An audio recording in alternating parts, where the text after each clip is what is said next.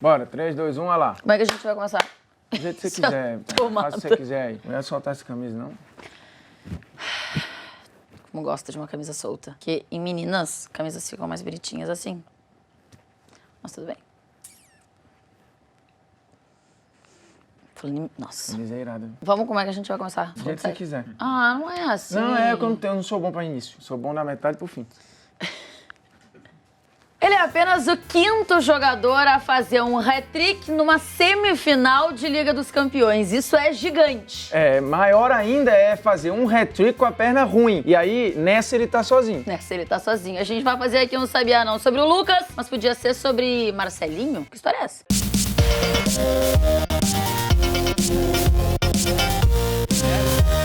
Sabia não?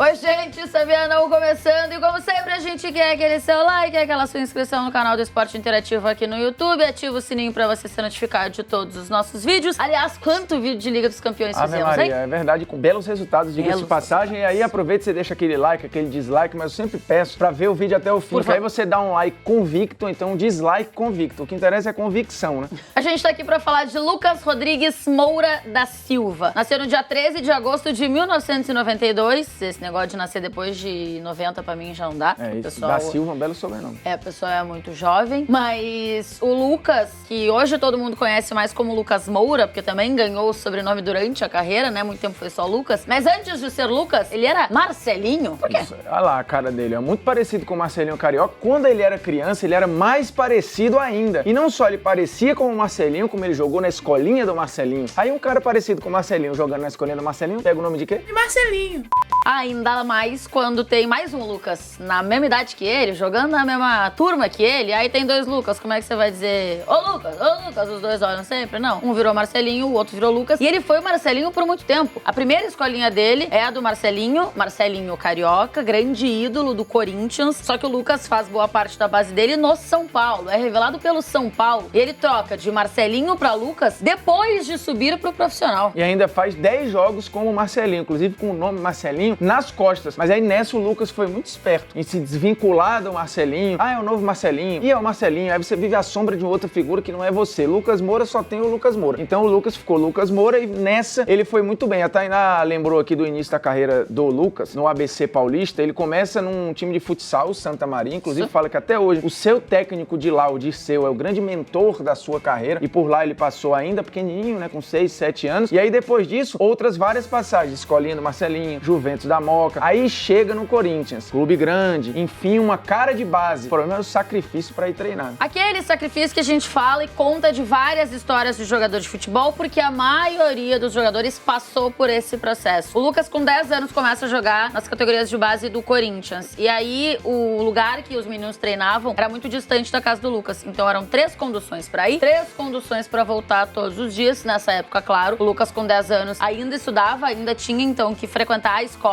Ou seja, era muito complicado. Além disso, o Lucas era um menino muito magrinho, baixinho, mirradinho. E o pai dele tinha essa preocupação de ter ali um cuidado um pouco especial, daqui a pouco um pouco diferente, um olhar diferenciado de fato, para um menino que naquela época era sempre menor do que os jogadores da mesma categoria que ele. E aí, segundo o Lucas diz, as promessas aconteceram por parte do Corinthians, de um nutricionista ficar de olho no Lucas, dele ter uma alimentação diferenciada, mas no fim das contas, isso nunca foi cumprido. E aí, quando existe a possibilidade dele trocar de clube, ele conhece o CT do São Paulo, que tem uma estrutura bizarra, o CT de Cotia, que ele pode ficar alojado lá, porque no Corinthians ele não podia ficar alojado, que tem a escola, ele não pensa 2 vezes e aí troca de clube. Inclusive o São Paulo durante muito tempo, não só por esse episódio, mas por outros, foi acusado de aliciar jogadores. E ali por volta de 2012, mais ou menos, você teve um movimento de clubes juntando Corinthians, Atlético Mineiro, Palmeiras, Flamengo, Cruzeiro, Goiás e vários outros, que chegaram a ameaçar não participarem de campeonatos de base onde o São Paulo estivesse lá, porque segundo eles, o São Paulo quebrava alguns códigos de ética. Porém, o Lucas sempre defendeu o São Paulo de que o São Paulo, óbvio, tinha interesse num cara que estava insatisfeito, mas o Lucas não foi convencido a sair pura e simples. Ele já queria, a mãe do Lucas, cabeleireira, cansou de reclamar com o Corinthians, porque queria que o seu filho ficasse hospedado lá, queria um tratamento melhor. O pai do Lucas, que sempre cuidou da carreira do Lucas, metalúrgico, trabalhou quase 20 anos na Ford e acabou deixando de trabalhar por conta de lesões de efeito repetitivo repetitivo, assim, aqueles você vai teclando ou fica muito tempo sentado, muito tempo em pé, enfim. E aí o pai do Lucas cuidava da carreira dele, também reclamava com o Corinthians. As promessas não foram cumpridas, São Paulo foi lá e levou o jogador. O Lucas chega no São Paulo com 13 anos de idade e aí, olha a coincidência, o primeiro técnico do Lucas lá no São Paulo Sub-13 é o Baresi, que no fim das contas foi o técnico que também subiu o Lucas, na verdade colocou o Lucas pra jogar a primeira vez entre os profissionais, porque tava ali como técnico interino, né? Exatamente, o Lucas joga como titular pela primeira vez, exatamente com o Baresi, e o Baresi não é que substituía, né? Ele tava ocupando interinamente o lugar de outro interino, o Milton Cruz, que foi quem colocou o Lucas no profissional pela primeira vez, não como titular. E lembremos o que acontecia nesse período, quem comandava o São Paulo? Ricardo Gomes. Só que o Ricardo Gomes tinha saído. Vai Milton Cruz, dá chance pro Lucas, depois sai Milton Cruz, vem o Baresi, põe o Lucas como titular. E tudo isso depois do Lucas já ter sido campeão da Copa São Paulo de Futebol Júnior com o São Paulo e já tá ali se destacando, né? Porque o Lucas é um cara que foi várias vezes convocado, era sempre convocado nas seleções brasileiras de base. E aí ele sempre era convocado e com vários outros jogadores do São Paulo. E nessa época aí o Lucas ainda era o Marcelinho. E aí era mais difícil ainda ele virar o Lucas, ou voltar a ser o Lucas, que é de fato o nome dele, porque vários caras que jogavam com ele no São Paulo naquela época iam pra seleção junto com ele. E aí ali ficava tudo muito mais difícil, porque ele já foi pra seleção como Lucas. Só que aí todo mundo continuava chamando ele de Marcelinho, porque a vida inteira chamou ele de Marcelinho nas categorias de base. Então demorou um pouquinho o processo. Quando ele pede pra acontecer essa alteração já entre os profissionais do São Paulo, tem praticamente uma nova apresentação, porque ele sobe da base, naturalmente não existe apresentação, né? Como se fosse um reforço de um novo jogador subindo da base. Mas aí quando ele vira de Marcelinho pra Lucas, o Leco, que era inclusive quem era o diretor de futebol na época do São Paulo, hoje o presidente do São Paulo, o Leco faz uma apresentação e leva uma camisa, como se fosse um novo jogador chegando, e aí com o nome Lucas, enfim. E naquela época as pessoas ficaram um pouco em dúvida sobre quem tinha tomado a decisão, né, de trocar o nome ali. Porque a gente sabe que várias vezes, vários clubes tomam a decisão de tirar um apelido de um jogador. Por exemplo, o Léo Pelé, muita gente pedia, e aí tirou-se o Pelé de apelido de Léo Pelé. Nesse caso, o Leco disse, o próprio Lucas disse, que a decisão foi dele, que não tinha nenhum problema, que o São Paulo não tinha nenhuma questão em relação a ser Marcelinho por causa do Marcelinho Carioca, por causa do Corinthians, enfim. Não, é o Lucas mesmo que tomou a decisão, mas muito também porque as pessoas começaram a falar nas redes sociais dele, que já tinha redes sociais nessa época, da comparação de ser um cara do Corinthians, e aí o Lucas vira, de fato, o Lucas do São Paulo. E aí faz lá as primeiras partidas dele e chama a atenção principalmente quando vai pra seleção e é campeão com o Neymar. E nessa época o Lucas já era muito valorizado. Por falar em Neymar, ele chegou a ter, a Veja São Paulo fez uma matéria exatamente sobre o Lucas, sobre media training, como ele já estava treinando o inglês, como o pai administrava as finanças e o Lucas já recebia um salário de mais de 6 dígitos, fora o que ganhava de publicidade, mas na conta só pingava 3 mil reais por mês, porque o pai deixava ali para ele se divertir. O pai administrava, fazia relatório para a mãe, os pais do Lucas já nessa época separados. Lembrando que o Lucas é um cara extremamente religioso, muito católico, e quando os pais eram casados, né, ele ainda é molequinho, os pais levavam o Lucas para a igreja, para a missa todo final de semana, e era a mesma igreja que os pais tinham casado. Então o Lucas foi sempre um cara muito família, muito organizado e muito valorizado. Tanto que a multa rescisória chegou a bater a casa dos 180 milhões. Nessa época que a gente tá falando aqui, essa multa equivalia quase que a soma das cláusulas de venda de Ganso e Neymar somadas. Em 2011, o Lucas foi campeão com a seleção brasileira sub-20, naquele sul-americano sub-20 que o Lucas chama muita atenção junto com o Neymar. O Neymar já é um cara que tem muito mais mídia, né, nessa época, 2010, o Neymar jogando muito, a galera já queria o Neymar naquela Copa de 2010. Inclusive, em 2011, o Lucas chama muita atenção, faz 4 gols naquele sul-americano sub-20. Equipe essa que tinha outros jogadores do São Paulo também, né? Sim, senhora. Casemiro, Bruno Vini, Oscar, o Oscar já tava no Inter, né? Mas jogou muito tempo. Era da mesma geração e eles passaram juntos por ali. Era muita gente talentosa e o Lucas era um desses caras. E a partir de 2010, principalmente 11 e 12, o Lucas vai ganhando muito protagonismo, vai ganhando muita chance, a ponto, por exemplo, do Mano, em 2011, convocá-lo para a seleção. E talvez o grande ano do Lucas, enquanto profissional no futebol brasileiro, tenha sido justamente em 2012, né? Naquela reta final de despedida, em que ele acaba sendo campeão da Sul-Americana. Só que neste 2012 também, o Lucas não ganha a Olimpíada com a seleção brasileira e tem uma imagem, fotos, enfim, do Lucas chorando. Ele vira meio que o símbolo da perda de mais Jogos Olímpicos, né? De mais uma possibilidade que o Brasil tinha de ganhar a medalha de ouro de uma geração que era muito boa e que no fim das contas não consegue vencer. Mas no fim daquele ano, ele acaba vencendo a Copa Sul-Americana com o São Paulo. E aí o Rogério Ceni tem um ato muito legal, né? O Rogério Ceni, capitão do São Paulo, por tantos anos, podia levantar mais aquela taça que o São Paulo tava conquistando. Era a primeira conquista da Sul-Americana. Naquele jogo que foi meio esquisito, né? Contra o Tigres, que o Tigres não volta pro segundo tempo. Meio tosco aquele negócio. Mas no fim das contas, o São Paulo é campeão e o Rogério Ceni dá ao Lucas a possibilidade de levantar a taça na despedida dele. Exatamente, porque o Lucas já era visto e bem quisto pelo futebol europeu, muito valorizado, e vai para uma bagatela altíssima jogar no Paris Saint-Germain, que ainda não tinha Neymar, ainda não tinha Mbappé, diga, Tainá. Ele já era vendido, ele já estava vendido, por isso que o Rogério fez isso. Então ele estava indo. Não, tu falou, ele já era muito querido pelo futebol europeu, não, ele já estava visto negociado. E quisto, muita gente queria. Quando ele foi pro PSG, não foi só o PSG que pagou, tinha gente que queria também. Tá bom, é que então beleza, não tá claro. Voltemos.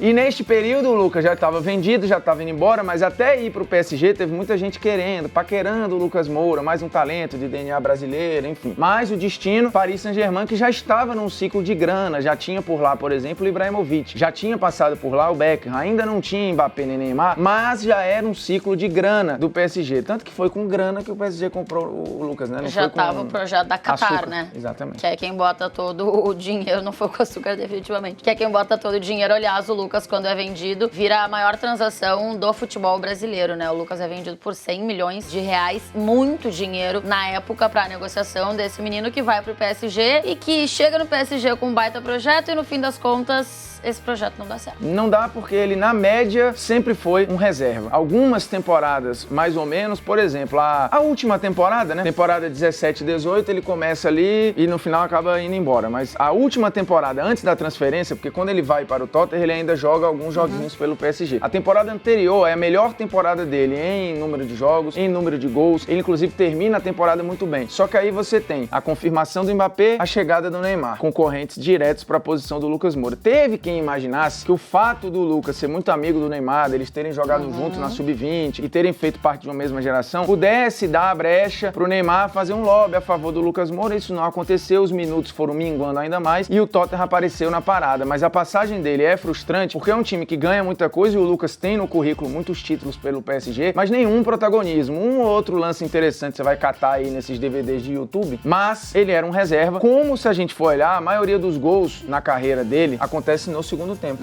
inclusive no PSG, onde ele, como eu disse, sempre foi um reserva. Em janeiro de 2018, surge a possibilidade do Lucas Moura trocar a Ligue 1 pela Premier League. Trocar o futebol francês pelo futebol da Inglaterra. E aí ele acaba indo pro Tottenham e impressiona ou chama a atenção de alguma forma o valor da negociação, porque a gente já disse aqui que o Lucas foi negociado como um grande nome do futebol brasileiro quando ele sai do São Paulo pro PSG por 100 milhões de reais. Pois bem, ele não foi tão bem assim no PSG, não chamou tanto a atenção assim. Como disse o Formiga aqui, foi reserva na maioria do tempo, na maior parte do tempo. E aí ele é negociado pro Tottenham por mais de 100 milhões de reais. Por 112 milhões de reais, o Tottenham compra o Lucas Moura. E aí dá pra gente perceber aí como faz diferença o cara já estar no futebol europeu. Vira um outro preço, vira um outro jogador, até por já ter uma experiência também de futebol europeu. E até porque o técnico querer demais o Lucas. O Pochettino, que já tem um trabalho de longo prazo no Tottenham, queria um jogador que fosse uma alternativa pro Son. Porque sabe que tem lesão, tem convocação, tem isso, tem aquilo. E ele queria um jogador que pudesse fazer esse lado de campo para ser um substituto, uma alternativa ao Son. E aí o Lucas Moura tinha essas características que o Pochettino adorava, de alargar o campo, 1 contra 1, velocidade, intensidade. O Lucas não chegou sendo uma alternativa ao Harry Kane, que no final das contas ele acabou sendo. Sim. E muito bem, inclusive no jogo contra o Ajax. Muito e aí por ele conta chega, das lesões, né, exatamente, as lesões e convocações que foram dando mais minutos para o Lucas. Por exemplo, nesta temporada, a temporada de consagração do Lucas, ele começa a titular porque o Son tá lá nos Jogos Asiáticos. Nesta temporada, estamos falando da temporada 2018-2019. Se você estiver pode assistindo em 2030. exatamente. Então aí esse o Lucas, eu não sei mais nem se eu tô trabalhando, né? Posso estar aposentado curtindo aí nas Ilhas Caimã, por exemplo, a minha aposentadoria, Chama ou nós. trabalhando de outra coisa, né? Na hora. E o Lucas Moura chega e acaba tendo chance de titular. Por quê? Porque o Son tá na Copa Asiática e depois ele volta pro banco de reserva, mas aí tem lesão de Dele Alli, tem momento ruim do Eriksen, tem lesão do Harry Kane. Então o fato de o Tottenham ter um elenco enxuto e na janela desta temporada 18 e 19 não ter contratado contratar ninguém, acabou sendo ótimo pro Lucas, porque a rodagem de elenco deu lugar pra ele. E ele tendo lugar, ele acabou metendo gols importantíssimos. Nessa temporada, o Lucas fez 15 gols. 10 gols aconteceram pela Premier League, e aí chama atenção quando ele faz 2 gols em cima do Manchester United e mete um hat-trick em cima do Huddersfield e 5 gols pela Liga dos Campeões. E aí, 3 deles numa semifinal de Liga dos Campeões, num negócio inacreditável que ninguém imaginava. O Lucas joga demais, chama a atenção naquela semifinal já no jogo de ida, porque não foi um jogo bom que o Tottenham fez, mas o Lucas chama o jogo, tenta fazer o Tottenham jogar mais, e aí no jogo da volta, como disse o Formiga aqui no início do nosso programa, no nosso episódio, ele faz 3 gols com uma perna ruim, o que é um negócio bizarro. É bizarro e inédito. Nunca um jogador na história da Champions League meteu um hat-trick com a perna ruim, ou seja, a perna que não é a sua dominante. Exato. Porque vai lá, o Cristiano Ronaldo facilmente poderia meter um hat-trick com a perna ruim, e aí você não ia nem dizer que a perna é ruim. O Messi pode meter um com a perna direita? Pode meter com a perna direita, o Lucas foi lá com a sua perna esquerda, que não é a perna dominante. Outros jogadores já meteram um hat-trick em semifinal, inclusive o seu Cristiano Ronaldo, Lewandowski, outras figuras aí. Porém, com a perna ruim, só Lucas Moura, que meteu o Tottenham pela primeira vez numa final de Liga dos Campeões. É o melhor momento da carreira dele na Europa, ele só tinha feito um hat-trick até então, antes de ir pra Europa, no São Paulo. Meteu 2 no Tottenham, esse inclusive o mais importante da vida, e tinha gente achando que, poxa, agora vai pra seleção. Não foi pra seleção, não jogará a Copa América, o Lucas não joga uma partida oficial pela seleção brasileira desde 2016. E aí de lá pra cá ele ficou fora da Olimpíada. O Micali acabou em nenhum momento tendo o Lucas como uma figura para os Jogos no Rio de Janeiro, isso dito pelo Micali. Depois ele já tinha ficado fora da Copa de 14, ficou fora da Copa de 2018 e agora tá fora da Copa América de 2019. Quase que eu esqueci o ano que a gente tá lá. E a próxima esperança aí pra ele é a Copa do Mundo 2022, né? Mas a gente precisa ver se ele vai manter esse alto nível, esse alto padrão, porque o Lucas sempre foi uma grande promessa. Agora ele parece estar entregando pro mundo aquilo que se projetava, mas ainda insuficiente pra convencer os técnicos da seleção. Bom, o Formiga já falou aqui de CR7 e Lewandowski, que meteram hat-trick em semifinal de Liga dos Campeões, mas o Orich também meteu na semifinal entre Bayern de Munique e Lyon em 2010. E o Del Piero na semifinal entre Juventus e Mônaco em 1998. O Lucas, pela atuação que ele teve diante do Ajax na semifinal de Liga dos Campeões no jogo da volta, levou nota 10 de quem mesmo? Do L'Équipe, o que é algo muito difícil de acontecer. E aí, claro, acho que o L'Équipe também muito de olho por ele ter jogado lá um bom tempo no futebol francês. E lembrando que dessa turma que meteu o hat-trick em semifinal aqui, o Lucas foi o cara que decidiu na volta para aquele que não era o favorito. Porque o hat-trick do Lewandowski, que era um hat-trick no jogo da ida, o Cristiano Ronaldo estava no time que era favorito, o Olite estava no time que era favorito e o Del Piero estava no time que era favorito. Então talvez a missão mais hercúlea de todas tenha sido a missão do seu Lucas Moura, ex-Marcelinho. Hercúlea. Traduza, por favor. É as missões de Hércules, Obrigada. que eram missões quase impossíveis. Entendeu? Eram 12 missões, né, do Hércules? Eram 12. 12 trabalhos, na verdade, não é nem missões o nome. Mas fica a dica aí, inclusive tem um belo desenho Hércules. É muito bom. Pra quem criança que não entende de mitologia grega. Esta é a história, então, de Marcelinho. Ou Lucas Moura. Exato. Se você gostou, se você não gostou, você, por favor, dá seu like, seu dislike. Tô aprendendo com Formiga, que o negócio é engajamento. Engajamento. Você, por favor, se ainda não se inscreveu, se inscreva aqui no nosso canal do Esporte Interativo no YouTube. E o famoso aperta o sininho, ativa a parada aqui pra ser notificado. Notificação. Toda vez que tiver vídeo novo, vai pingar lá um alerta na tela do seu celular, porque o pessoal esquece. Alerta. Né? É um alerta. A galera vai lá ver, ó, tem vídeo novo aí e tal, não sei o que. Um abraço aí, Melissa. Você tá me zoando falando alerta? Não. Ah, tá. Só zoando.